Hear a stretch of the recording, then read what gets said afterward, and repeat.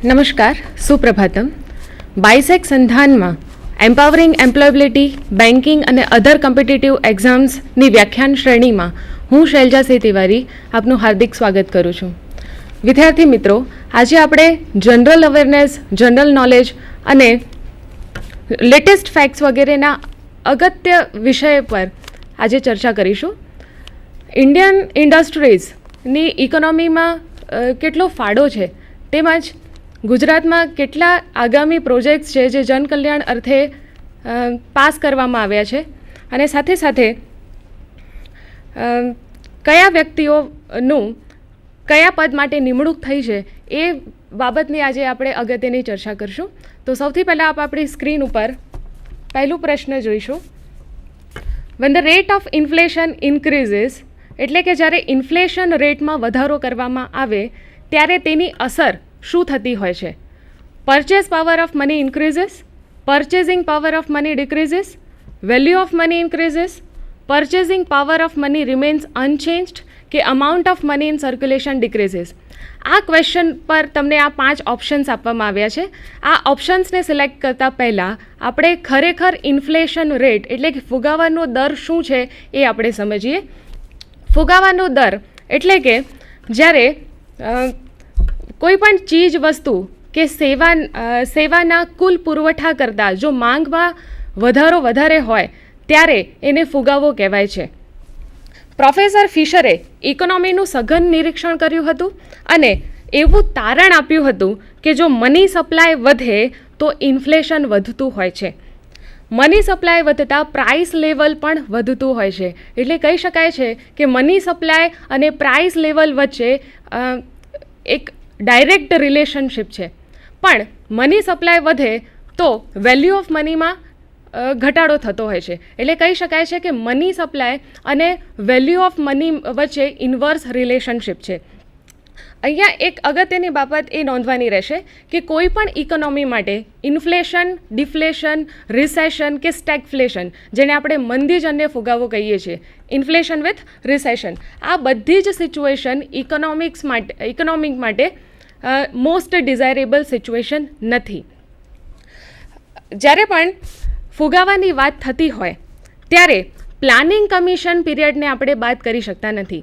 Planning commission period એટલે કે 1951થી લઈને હાલ 2011 સુધીના પીરિયડમાં આપણે જોઈ શકીએ છીએ કે ઇન્ફ્લેશનના દરમાં સતત વધારો થયો છે. આ વધારો 8%થી માંડીને 25% સુધી આનો વધારો થયો છે, જેની અસર સીધી ભારતની આર્થિક પ્રવૃત્તિઓ પર થઈ છે. ભારતનો જેટલો વિકાસ થવો જોઈએ એટલો રિયલ વિકાસ થયો નથી.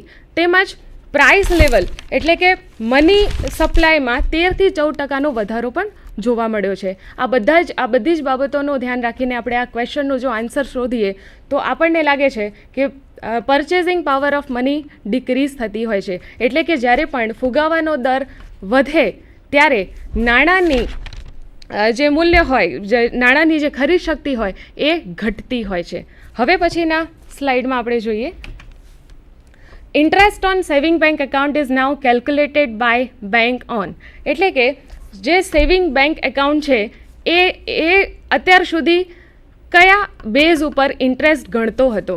હવે જૂના નિયમ પ્રમાણે આપણે જોઈએ તો સેવિંગ બેંક એકાઉન્ટમાં 6ઠ્ઠી તારીખથી લઈને કે તેના પછીના કોઈ પણ દિવસે જે મિનિમમ બેલેન્સ હોય એના ઉપર વ્યાજ ગણાતું હતું.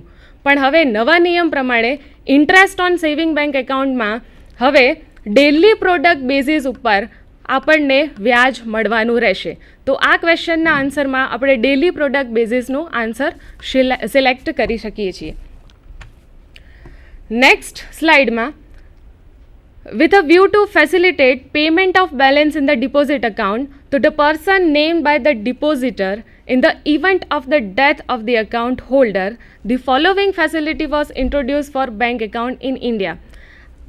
આમાં આવો સવાલ પૂછવામાં આવ્યો છે કે સપોઝ કોઈ ડિપોઝિટ અકાઉન્ટ હોલ્ડર હોય અને જો તે મૃત્યુ પામે તો એના ખાતાની રકમ કોને હવાલે કરવામાં આવશે? તો આની અંદર જે તમને ઓપ્શન્સ આપવામાં આવ્યા છે કે વિલ, રજિસ્ટ્રેશન, નોમિનેશન, ઇન્ડેમનિટી અને ગેરંટી, આની અંદરથી આપણે નોમિનેશનનો આન્સર સિલેક્ટ કરી શકીએ છીએ કે જે પણ ડિપોઝિટ અકાઉન્ટ હોલ્ડર હોય એની મૃત્યુ થાય અને જો એણે વિલ ન બનાવ્યું હોય તો એના ખાતાની જેટલી પણ રકમ હોય એ તેના વારસદારને મળતી હોય છે અને આ ખાતું આપોઆપ બંધ થઈ જતું હોય છે. વારસદાર આ અકાઉન્ટની રકમ પોતાના વપરાશ માટે વાપરી શકે છે. પણ હવે આપણે એ પણ વિચારીએ કે સપોઝ કોઈ ડિપોઝિટ અકાઉન્ટ હોલ્ડર હોય અને એની મૃત્યુ થઈ હોય અને એણે વિલ બનાવ્યું હોય અને સાથે એવું પણ લખ્યું હોય કે આ બેલેન્સની રકમ અમુક કાર્ય માટે જ વાપરવી, ત્યારે અહીંયા જે વારસદાર છે એ વહીવટદાર બની જશે. એટલે કે એના જે પાવર્સ છે એ લિમિટેડ બની જશે. એ લિક્વિડેટર તરીકે આ બેલેન્સની રકમનો સંચાલન કરશે. એ પોતાના વપરાશ માટે એ પોતાની માલિકી આ રકમ ઉપર જાળવી શકશે નહીં. તો આ જે ક્વેશ્ચન છે એના માટે આપણે નોમિનેશનનો ઓપ્શન સિલેક્ટ કરશું. હવે પછીનું જે ક્વેશ્ચન છે એ આ પ્રકારે છે. Banks in our country normally publicize that additional interest rate is allowed on retail domestic term deposit of. એટલે કે આપણા દેશમાં રિટેલ ડોમેસ્ટિક ટર્મ ડિપોઝિટ ઉપર કયા પ્રકારના હોલ્ડર્સને એડિશનલ ઇન્ટરેસ્ટ રેટ અલાઉ કરાય છે? આના માટે સેન્ટ્રલ ગવર્મેન્ટે બેન્કોને રિક્વેસ્ટ કરી હતી કે રિટેલ ડોમેસ્ટિક ટર્મ ડિપોઝિટ હોલ્ડરોમાં સિનિયર સિટીઝન્સને વધારાના વ્યાજ મળે એવી જોગવાઈ કરવી જોઈએ. બેન્કોએ આ જે રિક્વેસ્ટ હતી એને મંજૂર કરી અને જે રિટેલ ડોમેસ્ટિક ટર્મ ડિપોઝિટ છે જો બેંક રેટ 6% સુધી હોય તો વધારાના 0.5% જેટલો વ્યાજનો દર આપણે સિનિયર સિટીઝન્સને આપી શકીએ છીએ. સાથે સાથે જો સિનિયર સિટીઝને 15 લાખ જેટલી રકમ 5 વર્ષ કે તેથી વધુ વર્ષો માટે નેશનલાઇઝ્ડ બેંકમાં ડિપોઝિટ કરી હોય ત્યારે બેંક 6%ની જગ્યાએ 9% સુધી આ વ્યાજનો દર માન્ય રાખી શકે છે. એટલે આ ક્વેશ્ચનમાં આપણે સિનિયર સિટીઝનનો ઓપ્શન સિલેક્ટ કરી શકીએ છીએ.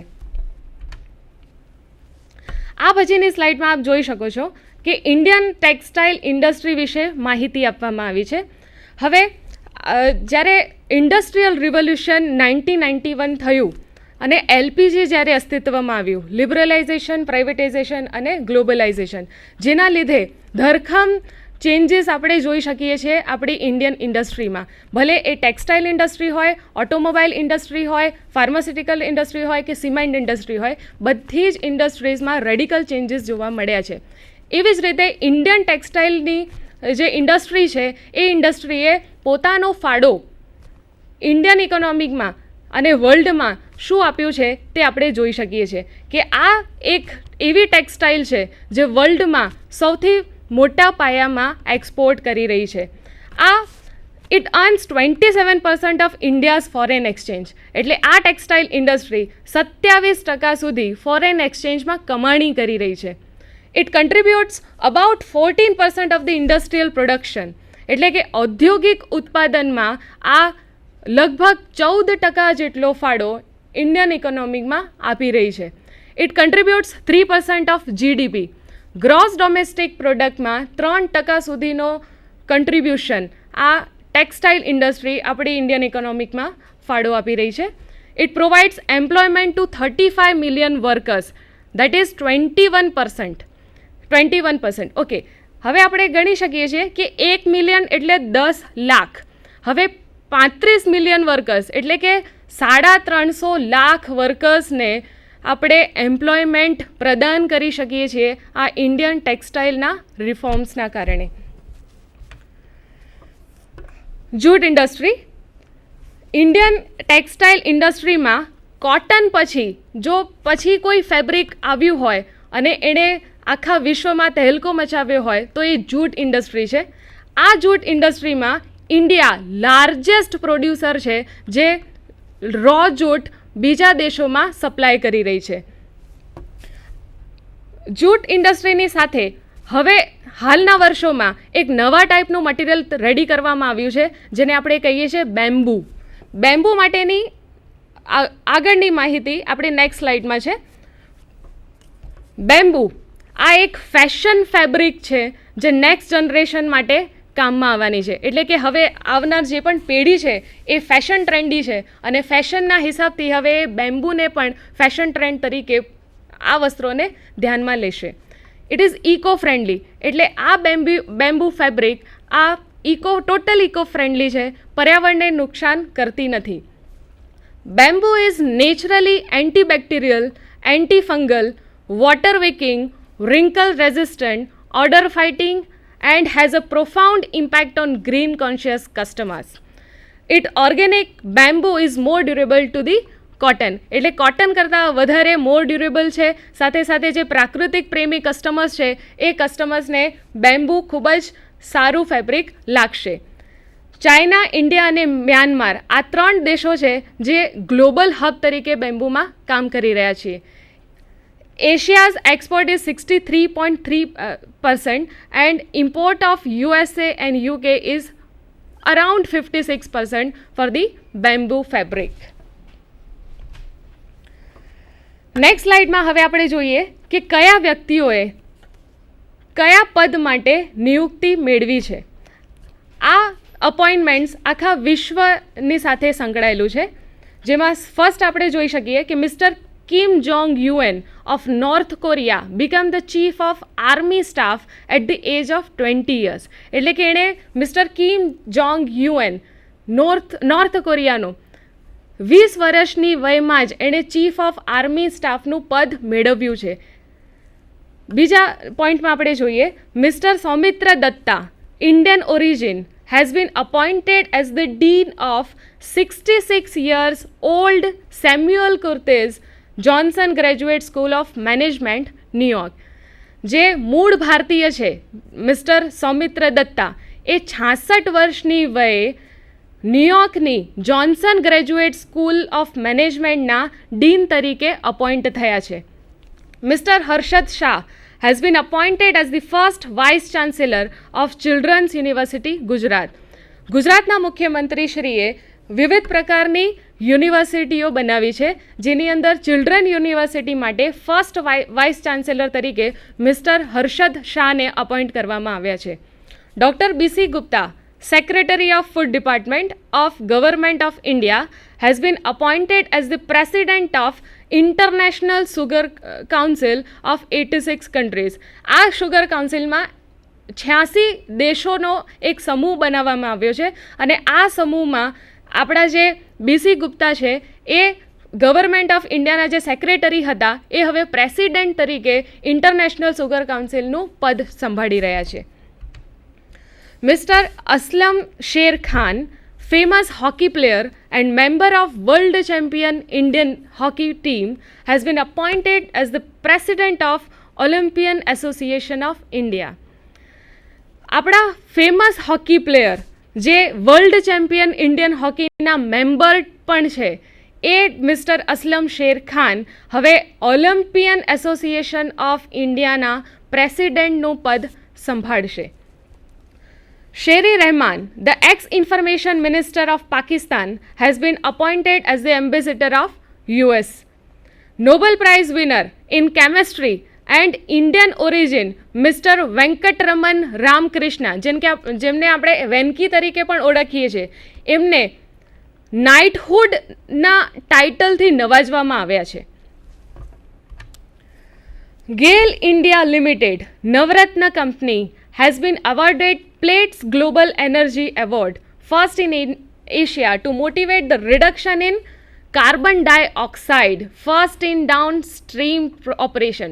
એટલે કે આપણી જે નવરત્ન કંપનીઓ છે, 18 નવરત્ન કંપનીઓની અગાઉમાં આપણે ચર્ચા કરી હતી, એ નવરત્ન કંપનીમાંની એક ગેલ ઇન્ડિયા લિમિટેડ કંપની છે જેને પ્લેટ્સ ગ્લોબલ એનર્જી એવોર્ડ એનાયત કરવામાં આવ્યું છે. આ એવોર્ડ ગ્રીન રિવોલ્યુશન માટે છે, એટલે કે જ્યારે તમારે કાર્બન ડાયોક્સાઇડના ડિપોઝિટનું રિડક્શન કરવાનું હોય એના માટે આ એવોર્ડ આપવામાં આવે છે. અને સાથે સાથે આ ગેલ ઇન્ડિયા લિમિટેડે બીજા કંપનીઝને પણ મોટિવેટ કર્યા છે અને પ્રેરણા આપ્યા છે. એ પ્રેરણા માટે પણ આ એવોર્ડ એમને આપવામાં આવ્યું છે. Harappan site has been found at village Bhadli near Kotda, taluka Nakhatrana, Kutch. 5000 years old central plus state government plus Deccan college of Pune. 5000 વર્ષ જૂના હડપ્પા સંસ્કૃતિના અમુક અવશેષો આપણને કચ્છ પાસેથી મળ્યા છે. Thiruvananthapuram temple of lord Venkateswara, 2.2 crore people has visited.